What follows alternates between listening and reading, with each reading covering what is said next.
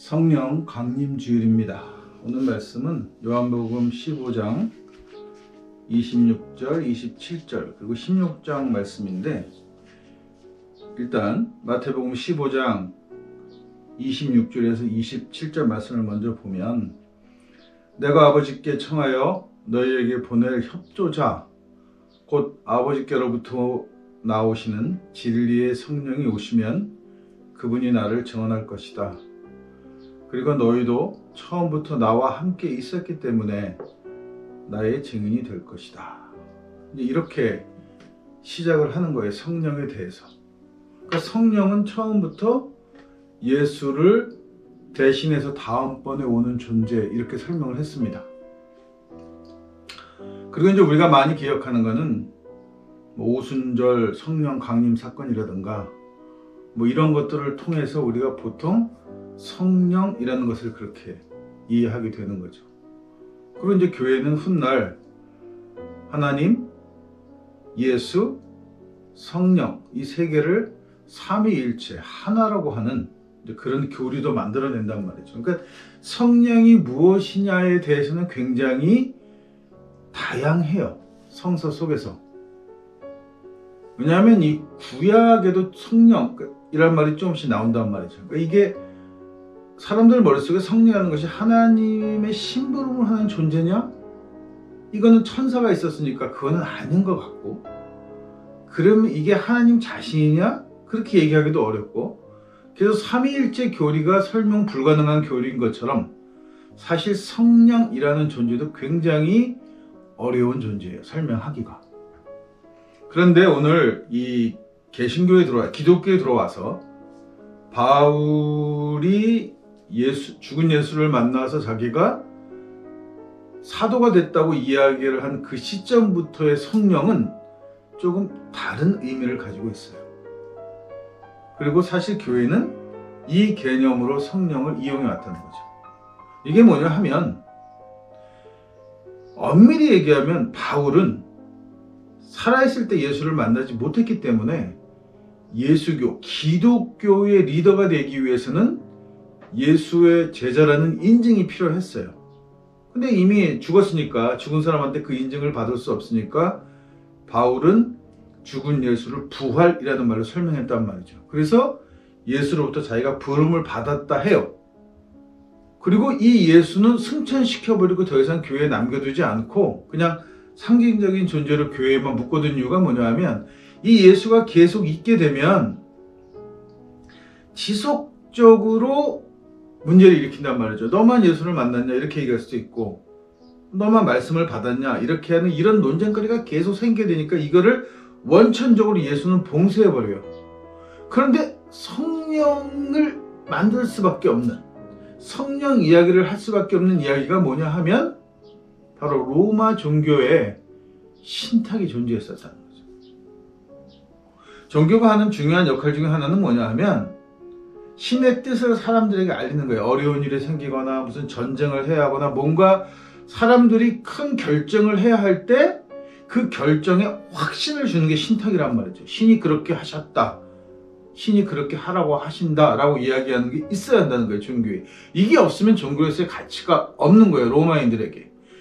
바울이 로마인들을 상대로 혹은 로마에 살고 있던 유대 교포들을 상대로 전도했다는 것을 감안해 보면, 로마에서 교육받은 그 사람들에게 있어서는 성령이라는 것이 로마 종교의 신탁이라는 개념과 상당히 맞물려 있다는 거예요.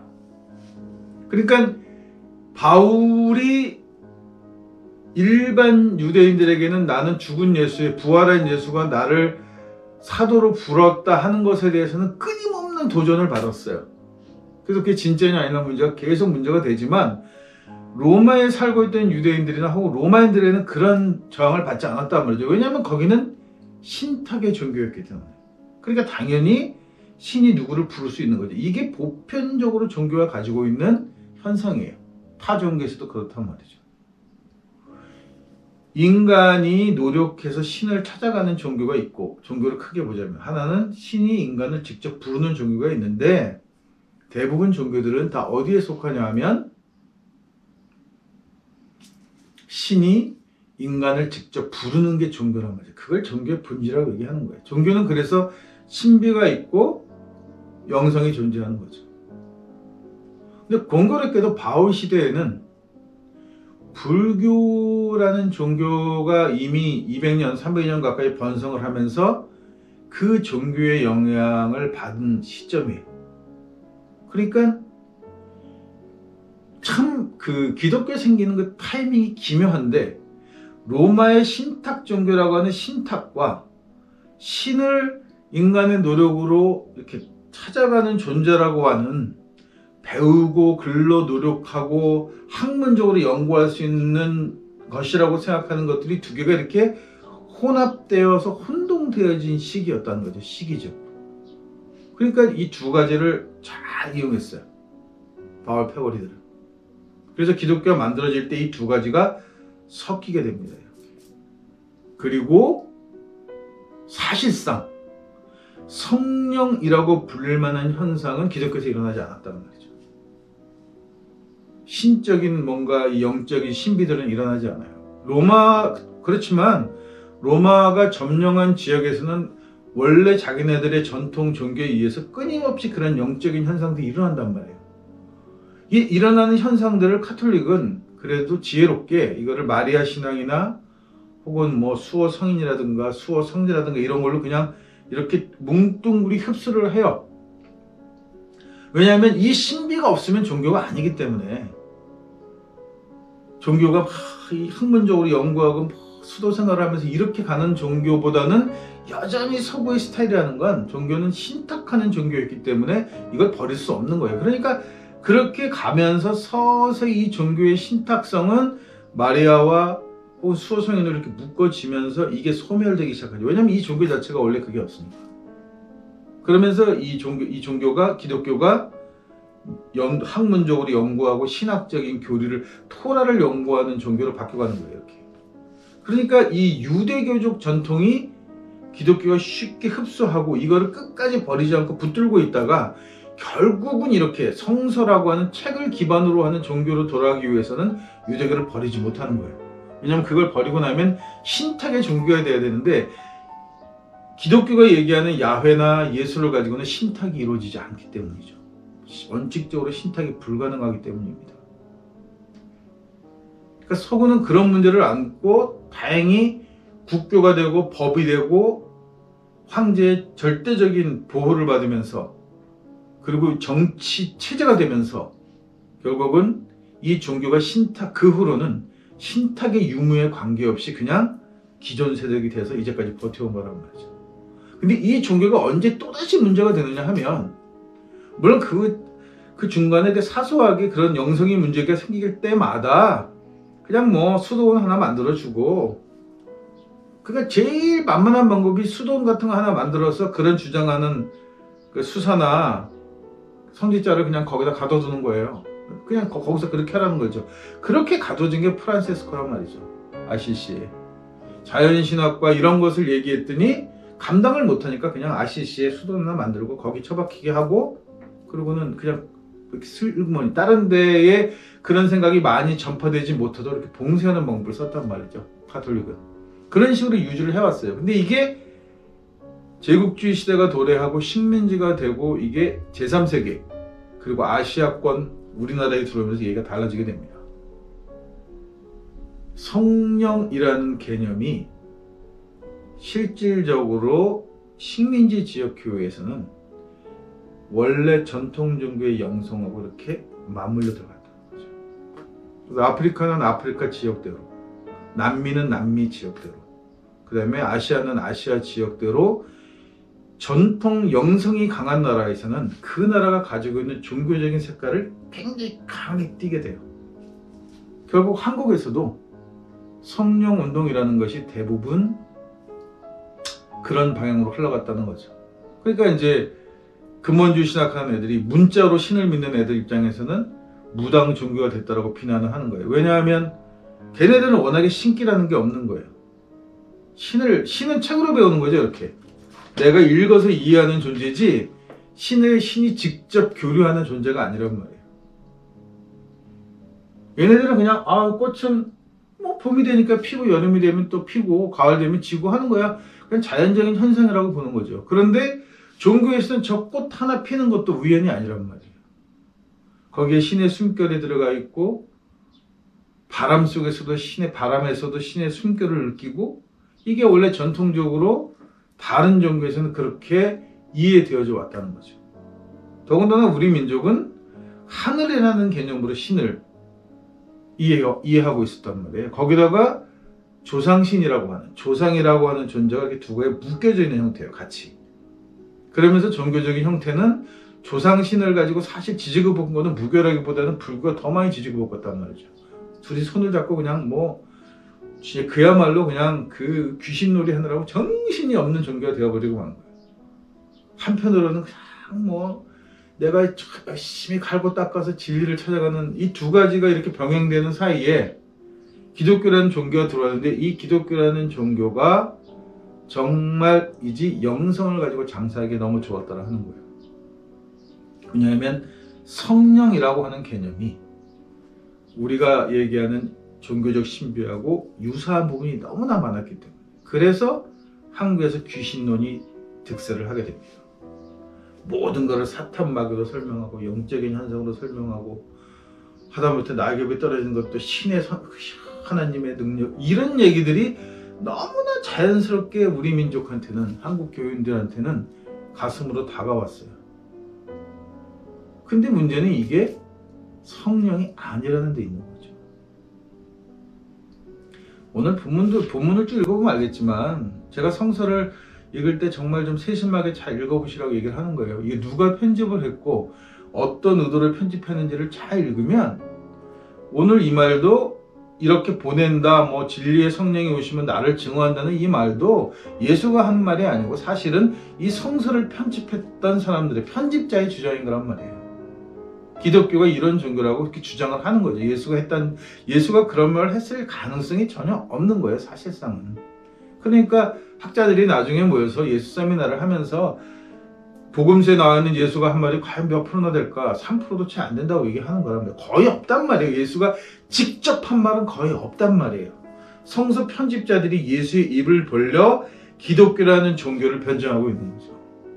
그러니까 오늘 그 성령의 이야기는 당시 이미 로마의 국교화 되어가고 로마 종교에 흡수되면서 신탁 종교가 만연했던 그 문화에서 신탁이 꼭 필요했기 때문에 만들어진 개념, 신탁을 대신할 수 있는 개념으로 만들어진 게 성령이란 말이죠.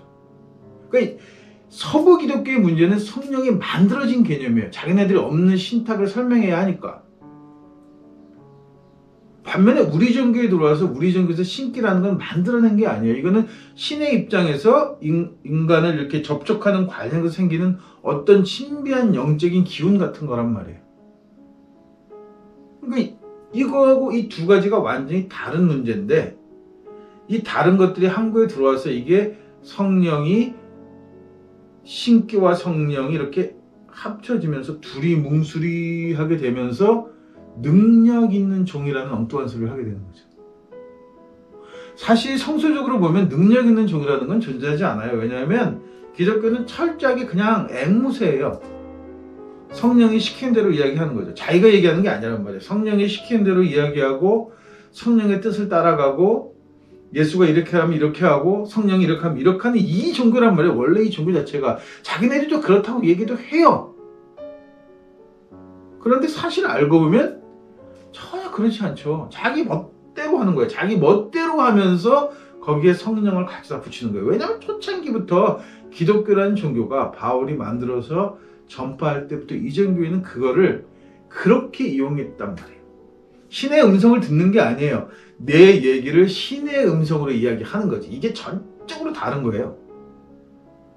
이게 신기와 성령의 차이점이 뭐냐면 성령이라는 것은 내가 성령께서 이야기하신다는 그 의미는 진짜 뭐냐 하면 내가 하고 싶은 얘기인데 이 얘기를 신이 이야기하는 것처럼 예수가 이야기한 것처럼 하나님의 뜻인 것처럼 이야기하는데 쓰여지는 수단이 성령인 것이고 신기라는 것은 신이 인간한테 뭔가 하고 싶은 이야기가 있어서 내가 어떤 사람을 선택해서 이 사람의 입을 통해 내 이야기를 전하는 게 신기란 말이에요. 듣는 사람 입장에서는 같은 거죠. 사람이 입을 통해 나오는 거니까. 그렇지만 주체가 완전히 다른 문제란 말이에요.